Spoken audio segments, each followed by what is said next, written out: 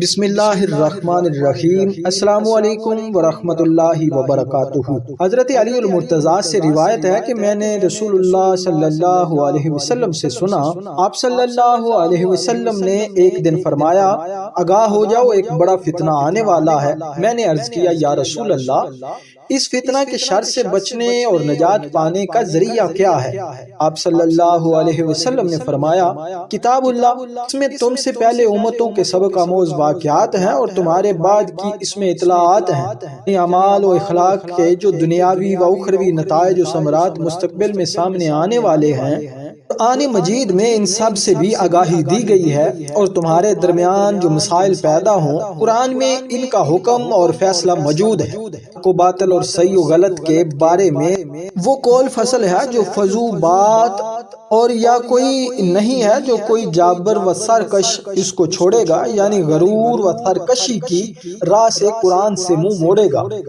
اللہ تعالیٰ اس کو توڑ کے رکھ دے گا، اور جو کوئی ہدایت کو قرآن کے بغیر تلاش کرے گا، اس کے حصہ میں اللہ تعالیٰ کی طرف سے صرف گمراہی آئے گی، یعنی وہ ہدایت حق سے محروم رہے گا،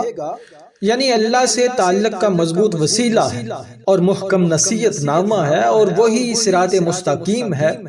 وہ حق مبین ہے جس کی اتباع سے خیالات کجی سے محفوظ رہتے ہیں اور زبانیں اس کو گڑبڑ نہیں کر سکتی، یعنی جس طرح اگلی کتابوں میں زبانوں کی راہ سے تعریف داخل ہو گئی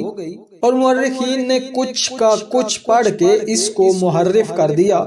اس طرح قرآن میں کوئی تحریف نہیں ہو سکے گی۔ اللہ تعالیٰ نے تا قیامت اس کے محفوظ رہنے کا انتظام فرما دیا ہے، اور علم والے بھی اس کے علم سے سیر نہیں ہوں گے،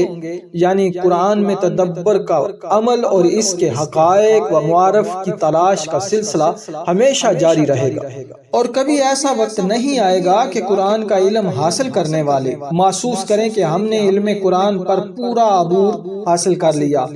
اور اب ہمارے حاصل کرنے کے لیے کچھ باقی نہیں رہا، بلکہ قرآن کے طالب علم کا حال ہمیشہ یہ رہے گا کہ وہ علم قرآن میں جتنے آگے بڑھتے رہیں گے، اتنی ہی ان کی طلب ترقی کرتی رہے گی،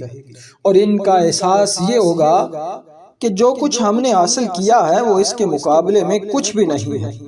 جو ابھی ہم کو حاصل نہیں ہوا ہے، اور وہ قرآن کی کثرت مزاولت سے کبھی پرانا نہیں ہوگا، یعنی جس طرح دنیا کی دوسری کتابوں کا حال ہے کہ بار بار پڑھنے کے بعد ان کے پڑھنے میں آدمی کو لطف نہیں آتا۔ قرآن مجید کا معاملہ اس کے برعکس ہے، وہ جتنا پڑھا جائے گا اور جتنا اس میں تفکر و تدبر کیا جائے گا، اتنا ہی اس کے لطف و لذت میں اضافہ ہوگا، اور اس کے عجائب یعنی اس کے دقیق و لطیف حقائق و معارف کبھی ختم نہیں ہوں گے۔ قرآن کی یہ شان ہے کہ جب جنوں نے اس کو سنا تو بے اختیار بول اٹھے، ہم نے قرآن سنا جو عجیب ہے، رہنمائی کرتا ہے بھلائی کی، بس ہم اس پر ایمان لے آئے۔ جس نے قرآن کے موافق بات کہی اس نے سچی بات کہی، اور جس نے قرآن پر عمل کیا وہ مستحق اجر و ثواب ہوا، اور جس نے قرآن کے موافق فیصلہ کیا اس نے عدل و انصاف کیا، اور جس نے قرآن کی طرف دعوت دی اس کو صراط مستقیم کی ہدایت نصیب ہوگی۔ ناظرین، آخر میں اللہ تعالیٰ سے دعا ہے کہ اللہ تعالیٰ قرآن حکیم پر عمل کرنے کی توفیق عطا فرمائے۔ میں امید کرتا ہوں کہ یہ ویڈیو آپ کو ضرور پسند آئی ہوگی۔ اگر ہماری یہ ویڈیو آپ کو پسند آئی ہے تو لائک کر دیں، کمنٹ سیکشن میں ضرور اپنی رائے کا اظہار فرمائیں، اور آخر میں آپ سے گزارش ہے کہ ہمارے چینل کو ضرور سبسکرائب کریں۔ بہت بہت شکریہ۔